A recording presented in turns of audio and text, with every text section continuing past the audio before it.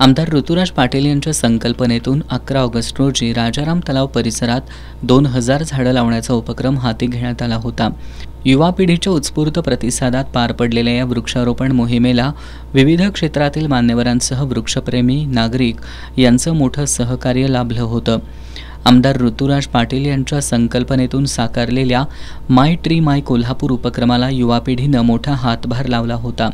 आज आमदार ऋतुराज पाटील यांनी या परिसरात भेट देऊन आठवडाभरापूर्वी वृक्षारोपण केलेल्या झाडांची पाहणी केली। या झाडांना टँकरनं पाणी देण्यात येत असून खतही घातली जात आहेत। या परिसरात लावण्यात आलेल्या 2000 झाडांना उन्हाळ्यात योग्य पद्धतीनं पाणी पुरवठा व्हावा यासाठी या ठिकाणी ठिबक सिंचन योजना राबवण्यात येणार आहे। यासाठी आमदार ऋतुराज पाटील यांनी उजळाईवाडी आणि सरनोबतवाडी ग्रामपंचायत पदाधिकाऱ्यांना घेऊन या ठिकाणी भेट दिली। यावेळी त्यांनी ठिबक सिंचन योजनेबद्दल योग्य त्या सूचना केल्या। हा परिसर सुरक्षित राहण्यासाठी सीसीटीव्ही कॅमेरे तसंच रात्रीच्या वेळी विजेची व्यवस्था करा अशा सूचना आमदार पाटील यांनी केल्या।